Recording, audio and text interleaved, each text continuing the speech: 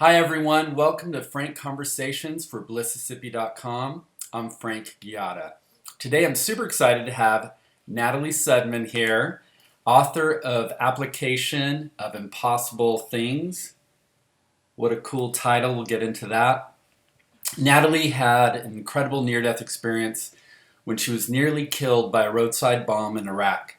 Her book outlines a lot of detail about what she experienced in the other realm. We'll be focusing today more on what she learned and how we humans can apply that to our day-to-day lives. Hi, Natalie. Thanks so much for being here. Hi, Frank. Thanks for having me. Awesome. So why don't you go ahead and share a bit about what happened for those that don't know your story, and then we'll get into the cool stuff. Okay. Well, I was working in Iraq. I was an employee of the Army, a civilian employee of the Army.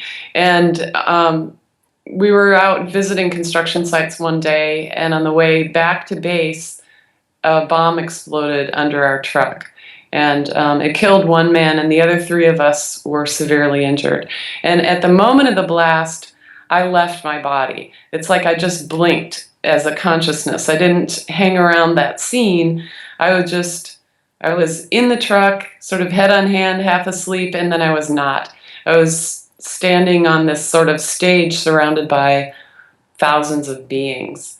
And I'll just go over the outline and then Yeah, perfect.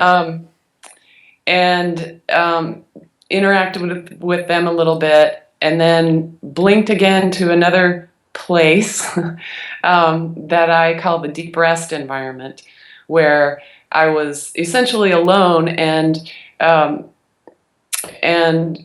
resting, deeply resting and rejuvenating. And then blinked again back to that gathering of thousands of beings for a little more interaction.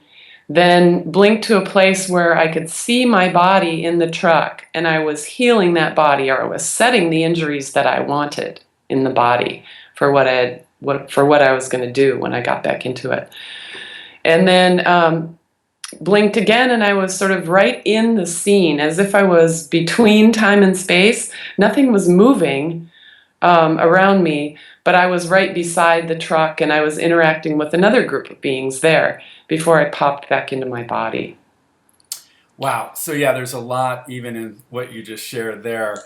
Time and space, how that was experienced in the other realm. But let's go. One thing that struck me, well, first of all, I think the thing that struck me about seeing you and sharing your story was your quick to laughter.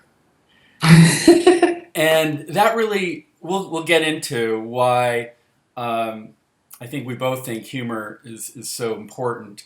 But that was really the striking thing. It was like, wow, you had this experience.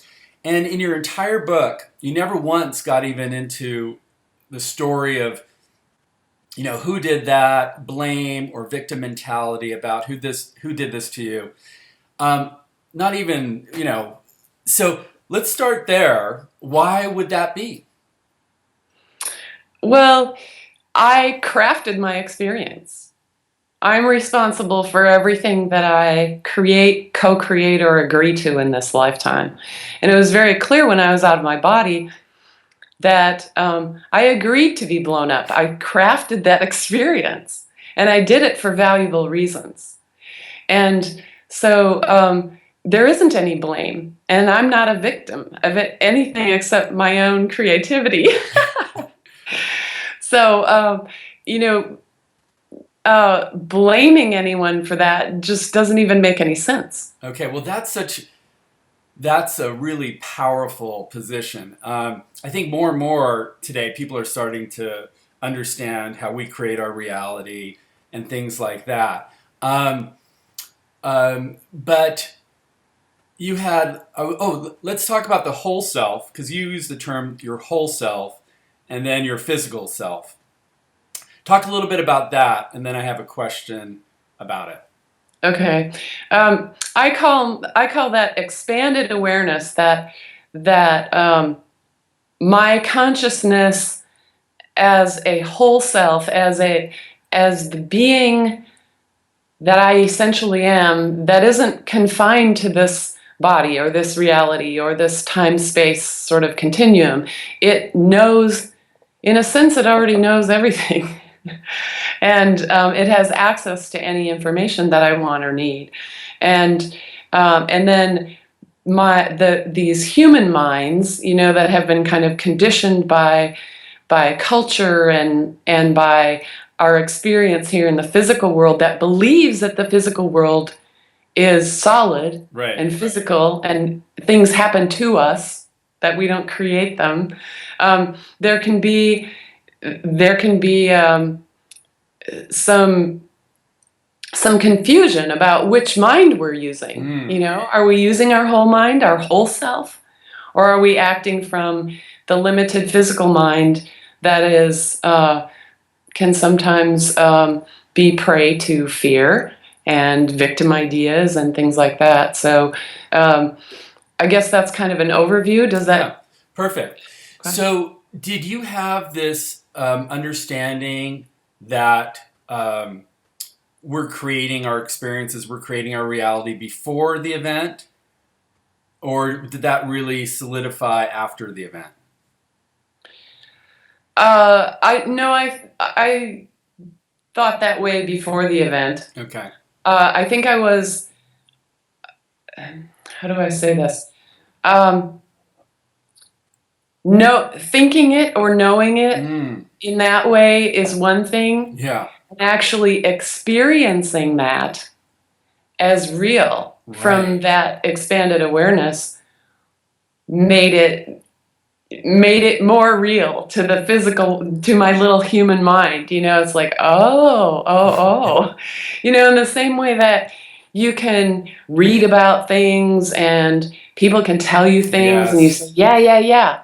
But when you have an experience for yourself, it makes it really, really real. Yeah. That's a great way to put that. Yeah, there's a big difference between, it's kind of a process to really get to a knowing place, or it may happen instantly, but we may have an idea, okay, that makes sense, but to actually know it in our being is a totally different experience. Right. Let's talk about a little bit about how, well, in the book you talk about how the whole self or the expanded awareness of you could have orchestrated the event. But you also talk about how it could have been perhaps your subconscious beliefs of your physical self that led you there. And if you had been aware of those beliefs, like life is hard, or whatever your experience was, whatever the beliefs that you had that was creating your reality were, if you were aware of those, you could have perhaps unrooted them. Then do you think you could have chosen another path aside from being blown up? I could have, but in that case, that was something that my whole self orchestrated. Okay. That was my understanding when I was there, and it was orchestrated for some very specific reasons. There are other things that have happened in my life that I do think that my physical mind, my beliefs, influenced and created. I actually think that there's a lot of sort of balance and flow between the human mind beliefs and the whole self. It's not separate. We are always our whole selves. Right. We always have that access. We just have forgotten or we don't always acknowledge it. But the whole self is whole. And so it includes this physical mind, and these physical mind beliefs and these cultural beliefs. And I think that we use those beliefs and we use that human mind to enhance what we're creating as whole selves. They're not. I like that. Yeah. They sometimes think that we're screwing things up. Right. But this is our experience. It may not be that we're screwing things up. It may be that we're in the movie, but being in the movie and playing the role has great value. Right. That's a great point. That we're having our total experience as we are. So there's not judgment. We're doing something wrong or not being our total selves. We may be coming from a different perspective at certain times. Let's staying along these lines. Let's talk about now. You had some clues before the event, right? I did. So let's so talk about those for a bit. Like what did you experience? Well, one of the clues, and these may sound nebulous to other people, but everybody has their own sort of language of clues. And I've been aware of this kind of language of clues for a long, long time in my life. So they should have stood out in a way, I think. But one thing was more and more people that I worked with, the security people that I was working with, more and more of them were getting hurt. And they were by explosions and roadside bombs and things like that. And they sort of slowly, those incidents slowly crept closer and closer to me. And so that was one clue that I just sort of totally missed. And another one was I was getting ready to extend and stay another 6 months on my contract with the Army, and yet I kept thinking, oh, I need to pack up. I need to get everything packed up. I'd go back to my room and I'd start clearing the stuff out, giving stuff away, packing things, and then I'd stop and go, what am I doing? I'm staying another 6 months. Why am I packing? But this was just a compulsion. I mean, it was almost impossible to stop myself from doing this sorting and packing. So it seemed like, again, your whole self knew what was going on. Well, let's talk about, though, so we can kind of outline the benefits of really tuning in. So we were talking about our intuition. We all get messages, and sometimes we ignore them, and we usually pay a price. So let's talk about the first thing that you felt. You were starting to notice that there were some things going around you in terms of people getting hurt, etc. So if you had been, if you were like in a really tuned in place, do you think there was a message trying to get through to your physical self of, wake up, get out of there? What do you think was really happening behind the scenes? Well, that could be interpreted a lot of different ways. It may be that I would have said, ooh, this is getting closer and closer. I don't want to get hurt. And then work that energy and, check my beliefs. Oh, I'm in a war zone. Somebody's going to get hurt. Check those kinds of beliefs. I'm really tired. I don't really want to be here anymore, and think, well, I have a choice. I can leave the war zone, or, I may have thought of it that way. On the other hand, those things may have been an opportunity just to say, oh, this is getting closer and closer to me. I'm going to trust my higher self, my whole self, as to whatever's going to happen. But I'm just going to open myself up a little bit, relax a little bit, be a little flexible, and go with the flow. It could be how we respond to that is a choice too. Got it. So from what you were sharing, again, it almost doesn't matter. I mean, you could say, well, there's a big difference between getting blown up and not. But what I'm hearing you say is that, you're going to have a certain experience, and whether it's from one reason or another, and so it's what you do with that experience or how you choose to accept that experience and respond is really perhaps the most important thing. Yes, I would agree with that. Yeah, I say to a lot of people, what happens to you matters less than how you respond to that or what you do with that. That's what matters. You can't really make a wrong choice. Okay. It's all valuable.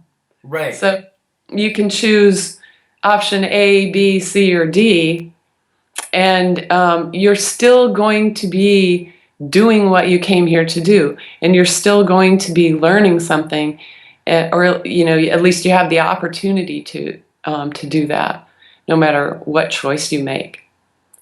As a whole self, I don't think that, we don't judge ourselves as whole selves. We don't judge ourselves in the way that we do in our human minds. We don't say, oh, well, that was evil. Well, there is no evil. It's like, oh, that was valuable in this way. And that route, if I had chosen C instead of A, I would have accomplished the same thing, but maybe it would have taken longer, or maybe it would have taken a shorter amount of time, or maybe I would have done it in a different way. But it's all valuable. Right, right. So, and from what you experienced in the other realm, I mean,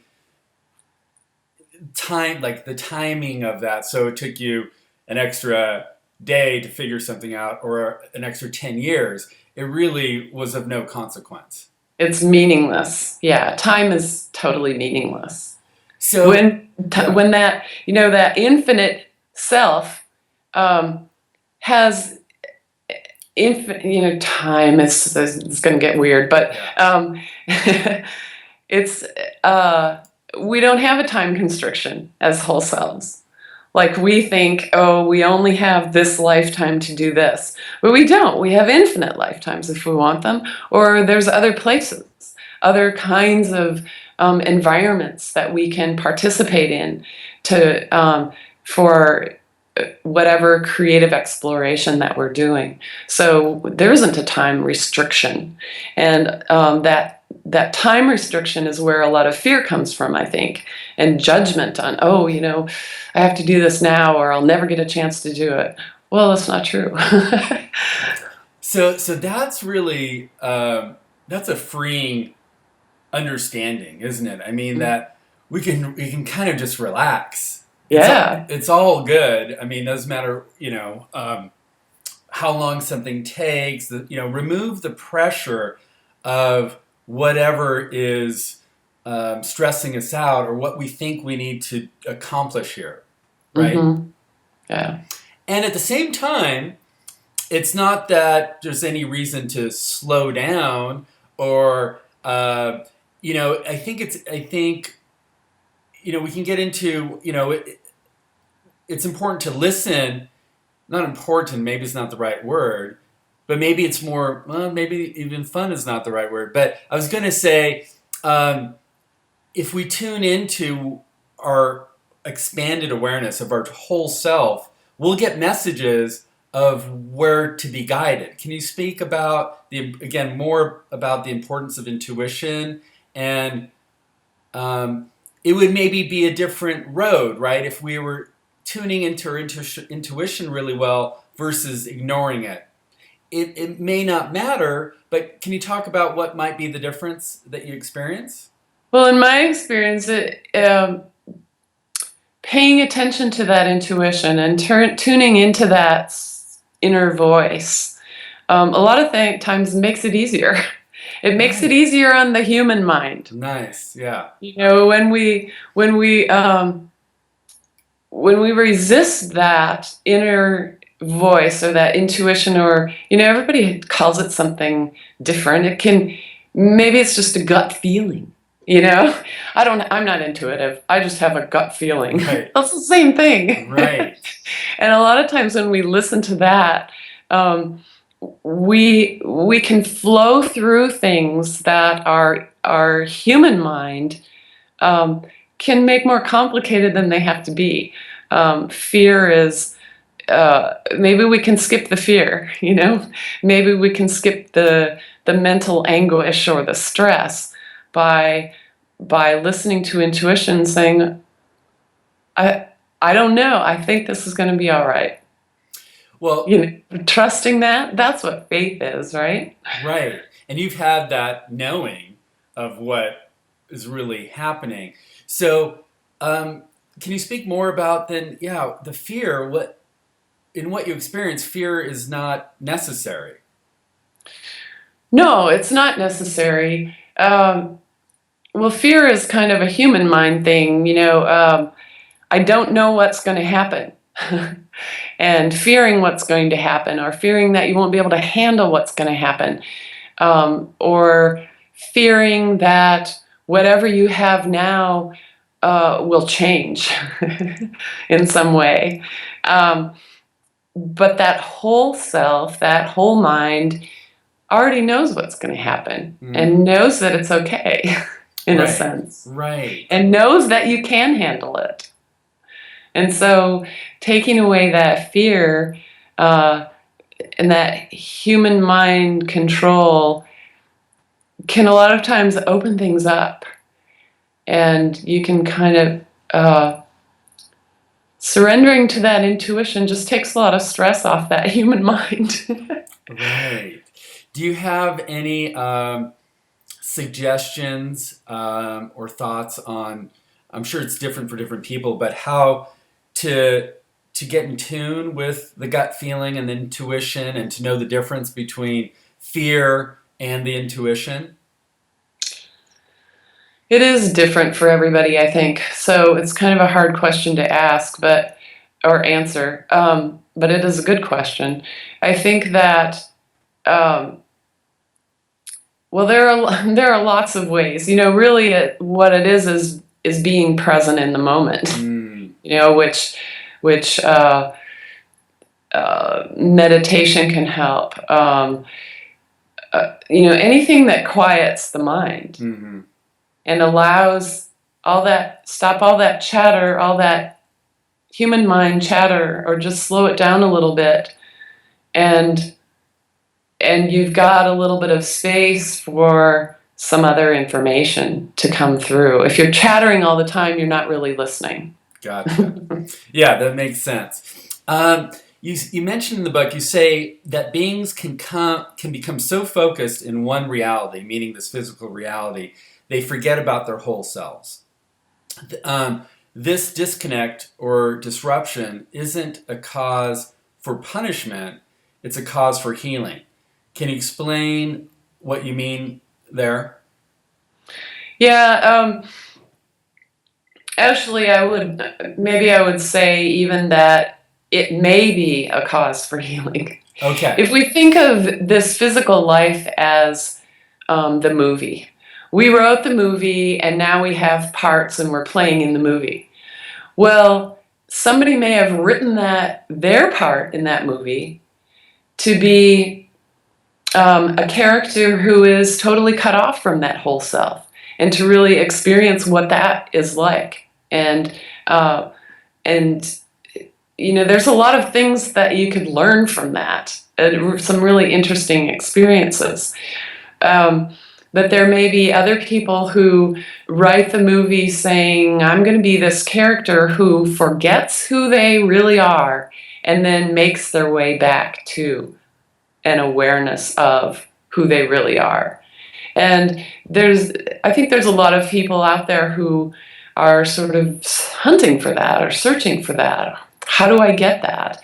And that's, I think, what I'm talking about when I said those are instances for healing. Being cut off from who we are as whole selves, that too has value. It can have value. And there's nothing wrong with it.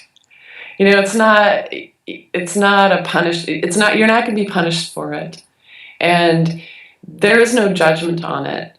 It's an experience. And you can turn it into a valuable experience.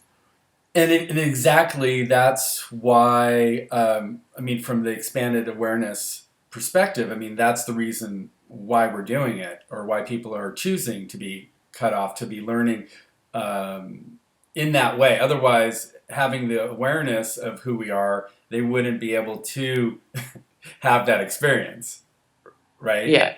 Now, again, from your experience in the other realm, why do you think we're choosing to incarnate here on Earth? What is the benefit of having those different experiences, cut off from the whole self-awareness?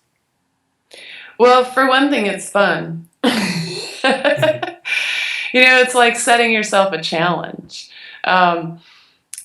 And I'm trying to think of any kind of an equivalent.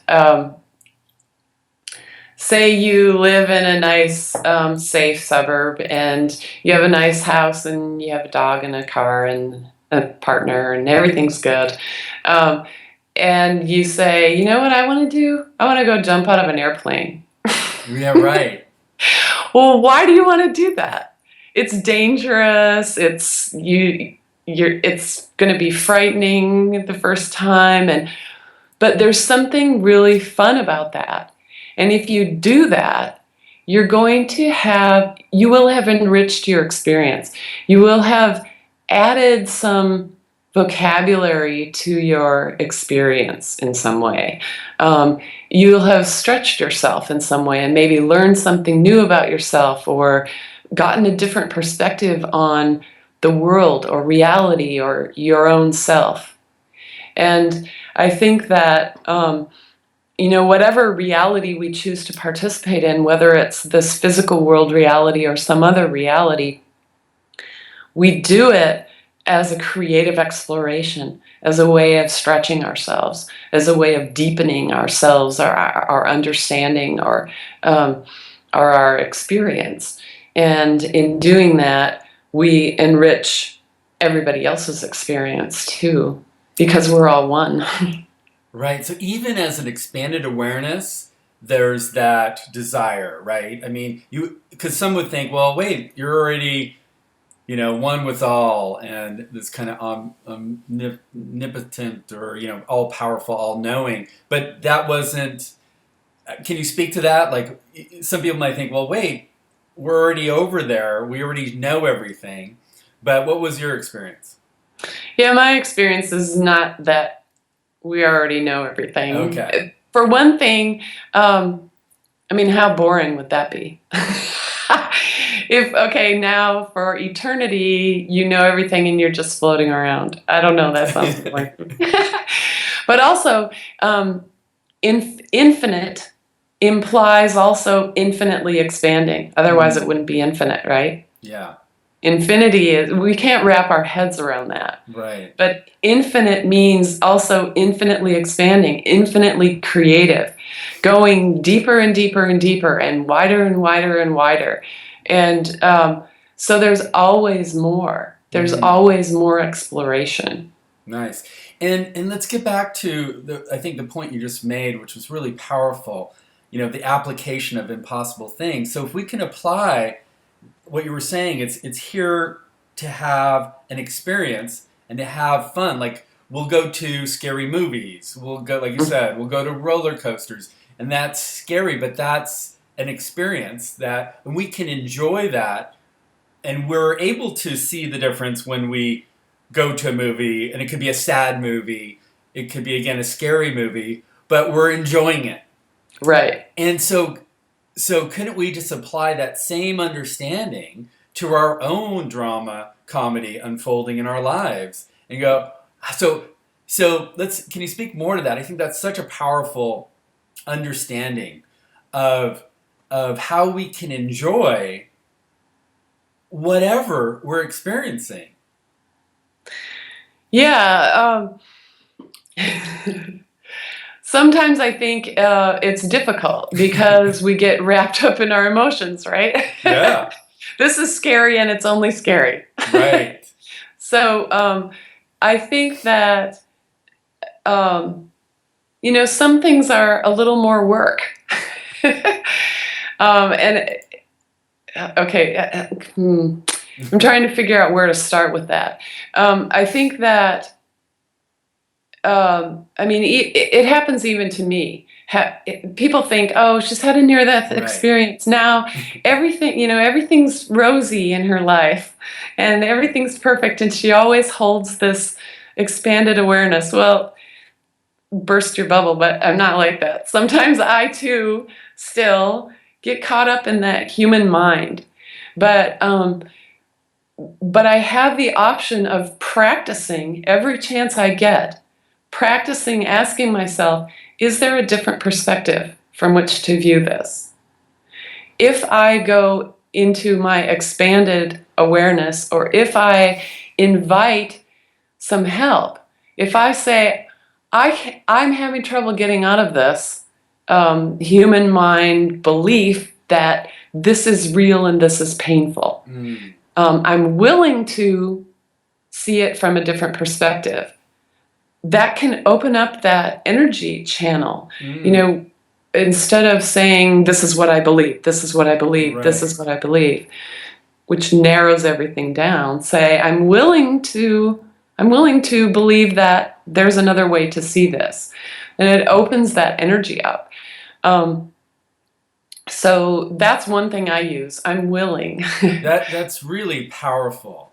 So because we can get like you were saying, you know, we can be so focused in this experience that we lose sight of different perspectives. And so a beautiful question maybe or energies is I'm willing to see this from a different way, and maybe just asking, what is there to learn here?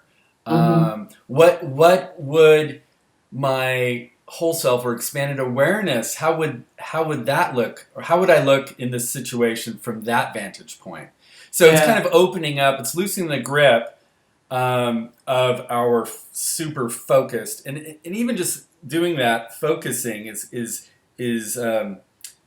weighing, like it's solidifying, isn't it? Like to be super, it's as opposed to opening it up allows for more opportunities to show up.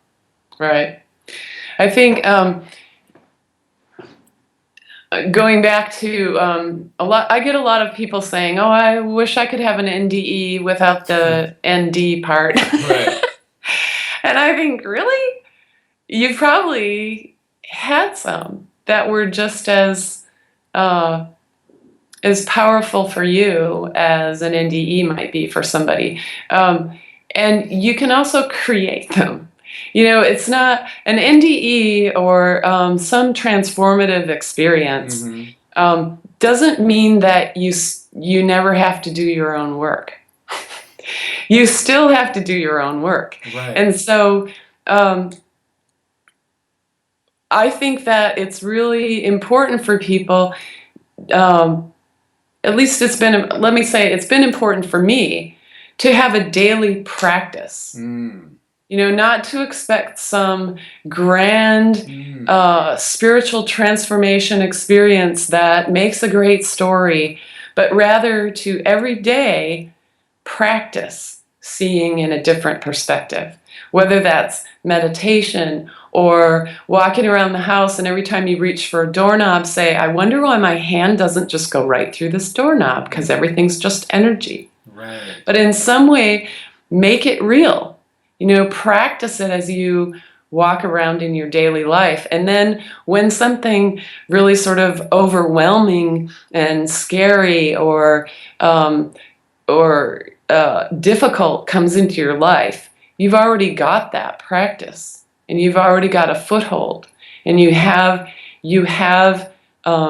some experience to help carry you through this more difficult experience, if that makes sense. Totally. I think making it, like you were saying, a daily practice, having the understanding, knowing that you'll forget, that we forget, incorporating that as well. Isn't it funny that I forgot again? And I love this idea of planting seeds, you know, like making a daily practice. We don't need to have it's all a profound experience, but we don't need to have some dramatic experience to know what we're talking about here. But we can make it a daily practice. And I think another helpful way is to have some friends or a buddy that you can share this with. So you can talk about what your physicalized experience is, and then pose the question, and maybe invite some help from other physical beings as well as maybe higher beings. I find that helpful and fun because it turns into humor really quickly. Yeah.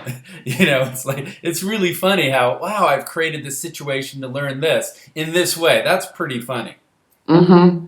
Yeah, that's really powerful. I think to find somebody you can buddy up with and I think so. talk about things with.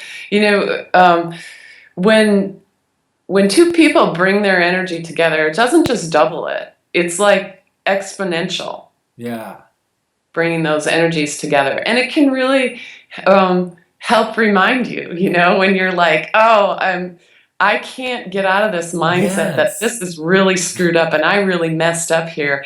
And you can talk to that other person and they can say, well, well, look at it this way. Oh, yeah. Exactly. Yeah.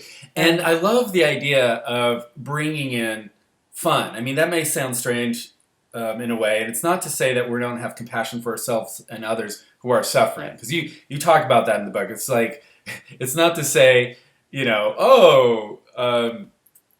all fun and games, because we have experience of real suffering as well. Yes. And at the same time, to shift out of, like, many people have differentiated between pain and suffering. Mm-hmm. We could be having a sensation that is a painful sensation, but the suffering really stems from holding on to one rigid belief of why and going into a victim mentality, whereas this other way is inviting new learning and new growth and new possibilities. Right. Uh, Yeah. Go ahead. That the Buddhists say pain is inevitable, suffering is optional. Right. Suffering is based on a perspective Right. that viewing that pain from, and we can change that. We can change our thoughts and we can change our beliefs and we can invite in new perspectives that can erase that suffering, that sense of suffering. That's great. Have you been able to hold on? You talked a little bit about it, but hold on to the new beliefs or knowing that you gained from the other side and apply them here on Earth? Like, do you have any examples of that? You were saying that you kind of go in and out as well, but Mm-hmm. have you found? Is there any belief or knowing that has really helped you? I mean, I guess you may have already spoken to that. Yeah, I think, the biggest one is just knowing that I am more a physical body. Yeah. I am not my physical body. I am not my thoughts. I am not my emotions. I'm an infinite being having experiences through those thoughts and through those emotions and through this body. Okay. And that's probably the biggest. Yeah, no, that's really powerful. Now, you can speak a little bit about your choice to come back was not, again, this is in the same theme of having an experience, but your choice to come back was not based out of duty, but rather anticipated enjoyment. Yes. Yeah. Okay. I came back because it sounded like fun. And I think that the whole self idea of fun doesn't always match the human idea of fun either. Right. But and I love what you say, because I don't know where you're going to go, but this may really sound strange to people, about when you and your other energy beings were when you were ready to come back in your body and you were playing around, goofing around with perhaps what injuries you want to keep and what you don't. Can you speak to that? Yeah, I was just sort of doing the equivalent of waving a hand, and I would set certain injuries in my body. I would give myself some brain damage, put some shrapnel into my brain, and we would immediately see a sort of instant holographic kind of picture of what my future would be with that injury. And we were falling all over ourselves laughing. We thought that was hilarious. And I'd do the equivalent of waving my hand again, and I'd sever my right wrist. So I didn't have a right hand. So I had it with my left hand and do everything with my left hand. And we thought that was hilarious because from that perspective, it's sort of like an equivalent might be of us writing a story or writing a movie.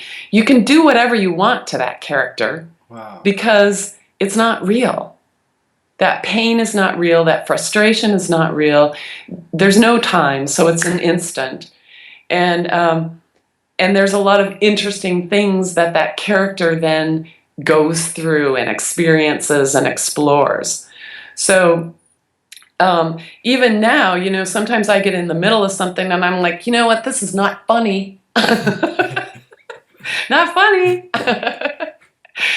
But, you know, as soon as I say that, then I start laughing because I'm like, okay, it is funny. It can be. You can't go Even the most dire things that we create can be, there can be joy and humor underlying them, knowing that they're valuable. And not just valuable to ourselves, but valuable to everyone. Yeah, and can you speak a little bit more about that, the value to everyone, how we're all interrelated and we're all playing out this, you know, these roles, etc. Like, it's a value to everyone what we experience. As you experience, sharing your earthly experience on the other side. Yeah, when I was with the gathering of thousands of beings, I was kind of downloading my experience and everything that I had accumulated during this lifetime, and those beings were taking it in and learning from it. And we really do the same thing here. We, you know, in bottom line, we are all one. So whatever happens to one happens to everyone. Mm. And then from another perspective, we're all one, but we're also all separate. Maybe think of a flock of birds or a school of fish. You know, those are each individual, but they act as one mind, sort of. And from that perspective, that saying that a butterfly flaps its wings over here, Right. and something happens over there is true. Every little thing that we do, because, you know, this is everything that we exist in is energy. Mm-hmm. It's not solids. It's all energy in form. And so even my waving my hand is going to move energy. Mm-hmm. And that energy is going to reverberate throughout everything. And yeah, I could go on and on. Yeah. You know, even some quantum physics is finding that certain particles respond to each other instantaneously. Right. And it's that same kind of thing. Right. We are all in tune with each other because what we are and what we are made of and what we are an expression of is all one. Nice. One of the things I share or talk a lot about is that life isn't linear. Mm-hmm. That, you know, we think, you know, A leads to B, etc., in that certain way, but it's so, everything's interconnected that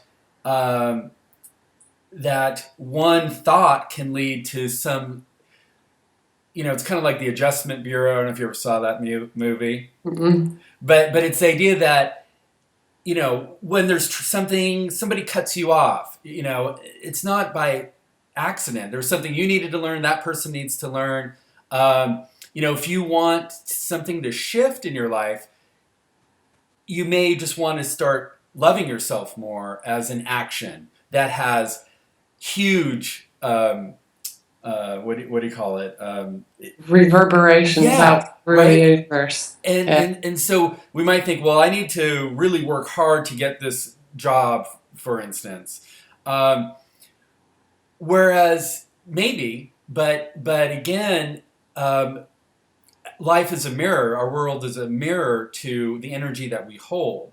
And so we can learn it's not so linear in that way. It's, if we are treating ourselves really well, we'll be getting that reflection back in unexpected ways.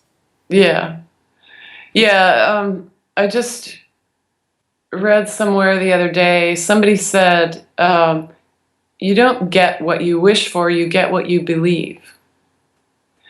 Right. And I think that that sort of speaks to what you were saying, and I agree that as you begin to approve of yourself and say, oh, even when you screw up, say, I screwed up. Oh well, I approve of myself. I'm learning. Right. As you begin to do that, instead of criticizing yourself and, oh, is this the right thing to do or the wrong thing to do, and getting all kind of stressed out, as you begin to approve of yourself, no matter what's going on, then you're putting out a different Yes. vibration, and you're going to be creating something different. You're going to create change in your life. Yeah, definitely. Yeah, I think that's a really powerful point, is that since we're all energy, if we're emanating the same energy, we're going to get the same energy back. And really, Einstein's quote, a problem can't be solved in the same state of consciousness that it was Correct. created. That is that's really powerful. And what do we typically do? We continue to stay in the same energy and just try the same thing harder and harder and harder, and nothing will shift.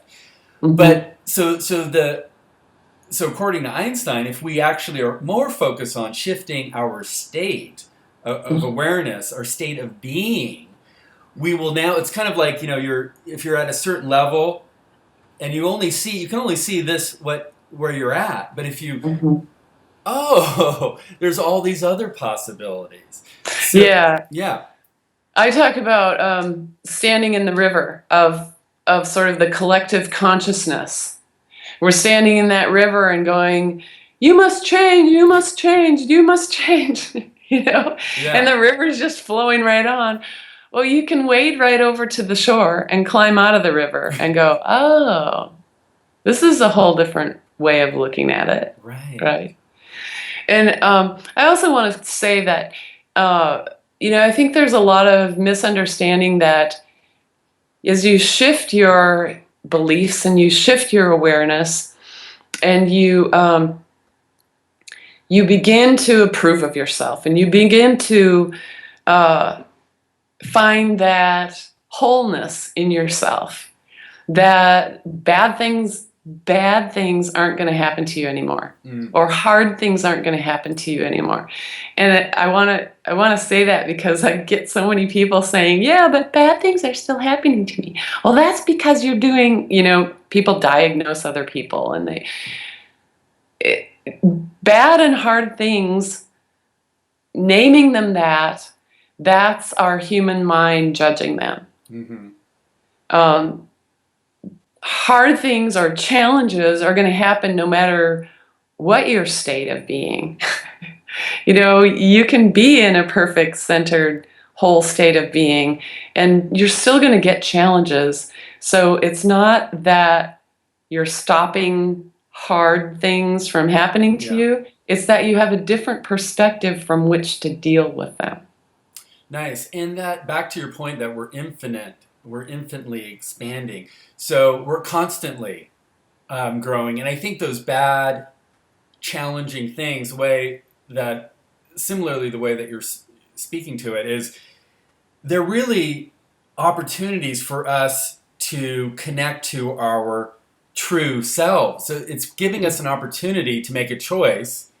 Do you want to continue in the path that you are, or are you willing to, like you said, see it from a different place? And there's a calling to act in accordance or in alignment with the truth of who we are. So we can shift, I think, thinking of them as bad or, but really as good, because it's giving us an opportunity to make a different choice. Yeah. Yeah, definitely. So if we look, that's a really powerful, I think, position is, oh, I see. It's making the shift of focusing on, wow, what part of my true self wants to show, can show up here. Mm-hmm. Yes. Yeah, that's perfect. So we'll be wrapping up soon. We can go on and on, but this is great. I think we're presenting some really interesting points of view to help others look at things differently. And speaking back to the bad things and judgment, a lot of people are worried about judgment, but you experienced that really on the other realm, that life could be considered or weighed in three ways, is the way that you experienced it. What I had wrote down, and you can speak to it, was whether our beingness could be expanded to understand our relation to all things, to all consciousness, was one thing that you noted. The expression of creativity and the enjoyment of life experience as a whole. That was can you speak to that, as opposed to, you did something wrong or you didn't do enough or blah, blah, blah? Yeah, I don't necessarily assume that all of us evaluate our lives in the same way or from those criteria. Those were my criteria. Okay. And they really make sense because for me, they're the same kind of things that I'm interested in as I live my daily life. Okay. Is this a creative expression? Is it somehow expanding my potential by doing this? Is it something new? Is it something that I had never imagined before? And is it fun? Our kind of criteria that I apply here in my everyday life. And so it makes sense to me that those would be criteria that I would use in an expanded awareness as well. I don't assume that everybody uses those criteria, though. But there's certainly, I experienced no kind of judgment. Oh, you treated that person very poorly. You're going to have to spend this amount of space and time in some kind of purgatory or something. Right. I didn't experience anything like that. Nothing even close to that. It was even those places where we make mistakes, we can forgive ourselves for that. Yeah. Because the mistakes have the potential they're just learning. They're just learning. Everybody you can't even consider them as mistakes if you were here to experience that. Yeah. It kind of preempts forgiveness even. It's like, what? Yes. Yeah. So, and back to, your experience, and I think you had written, if something's not enjoyable, don't do it. That might be, and you're right here, it might be a challenging concept for us to embrace on an earthly plane. But can can that really be possible? Well, what is not in the book is that my definition of fun is probably quite different from other people's. Because I include things like the equivalent of going to a scary movie. Yeah. Sometimes it's fun to push your fears, to face them, to stand right up in front of them and be like, bah! And yet moving through them. So, I don't think of fun as only sunny beaches and margaritas. Gotcha. Fun can be facing challenges and going through them. Or fun can be facing scary things within yourself and walking through them to the other side of it. Or doing something that's really, really difficult for you. I happen to be not very good at reading technical stuff because my brain just goes, shuts down. Well, sometimes I have to read technical things or read instructions. And every time that I am able to actually read those and take them in and go through that and then apply them, it's like, woohoo! Yeah. To a lot of people, maybe they wouldn't consider that fun. They're thinking of fun as, let's go play soccer or let's go out and go to the beach. But for me, a lot of times fun can be challenging myself in some way and getting through to the other side of it. So people might have to expand their idea of fun to understand what fun might mean to a whole self. Yeah, that's really, I like the way you put that. I almost forgot, and I love this part, but I wanted you to speak to it, is when you were making the decision to come back into your body, that you said, if I'm going to come back, that you requested some assistance from the other side, perhaps some special powers like being able to levitate or fly. but you were really going, hold on, like, okay, if I'm going back there, I know even though I know what's happening right now, I know most likely I'm going to be forgetting, and that you were saying, give me some love here. Remind me of what's happening now. What have you had those more experiences like that? Can you give some examples? Yeah, I gave one example, I think, what I consider an example in the book. When I was sitting, after I had come back into my body and I was sitting in the blown up truck, and um, I was, after doing some things, I was sat back in my seat and I was looking out the window. And I couldn't see out of my right eye. And I was thinking, oh, I wonder if I'm going to be blind in my right eye. And all of a sudden I remembered a dream that I had had 10 years before, where my grandmother came to me in this dream and was making beautiful pictures in my mind. And I had said, Grandma, how can you do that when you're blind? She was blind in this dream.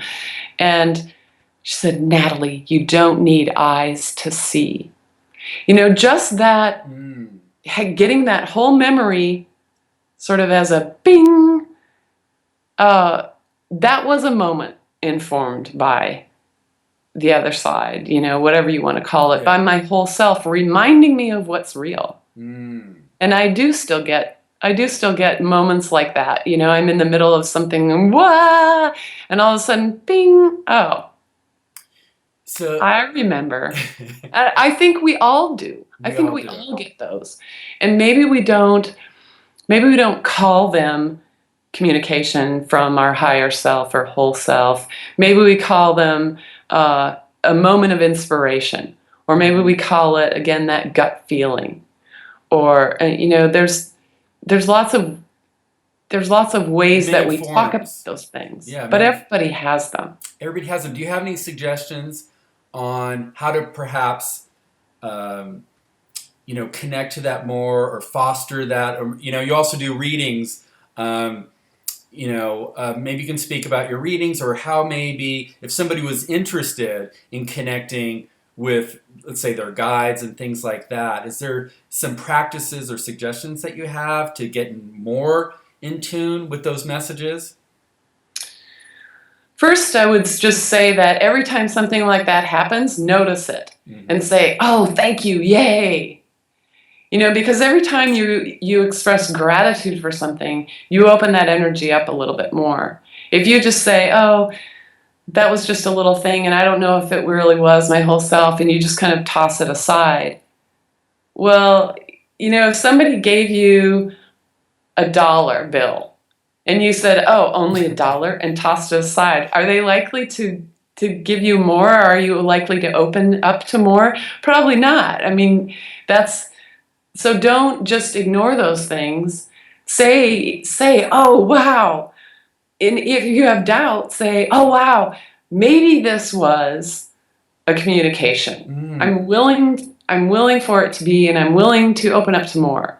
Nice. Just that willingness, and that noticing those little things. As you notice them, you're going to begin to notice more and more of them. That's one way. There's lots of different ways that work for lots of different people for connecting with their whole self, or guides, or and I do talk about that in the readings when people ask that question, or when I do the readings, I just say beforehand, bring me the most relevant, true, useful, and accurate information for this person's highest good at this time. And then I just kind of let go and take whatever, I'm just saying what comes through me. It's not me. I'm not doing it. It's up there. Well, there's different ways for different people. Some people, automatic writing, just practicing something like that. Some people use sound technologies. The Monroe Institute has some great binaural beat and music and recordings, guided meditations that work really well for a lot of people. Gjata Mali has some beautiful meditation series that has been very helpful for a lot of people. And so there's a lot of things around. Find what works for you. Some people want to do zazen. Some people are Christian and can use that tradition. Some people find their own kind of piecemeal, you know, this worked for me and that works for me, and put it all together. Everybody's unique. That's what's so beautiful about us. That's great. And so I love that point again about trusting what feels exciting and what you're drawn to yourself, and let that open you up to wherever you're going to go. Wrapping up here, so you also do readings. Can you tell us a little bit about that and what you offer? Yeah.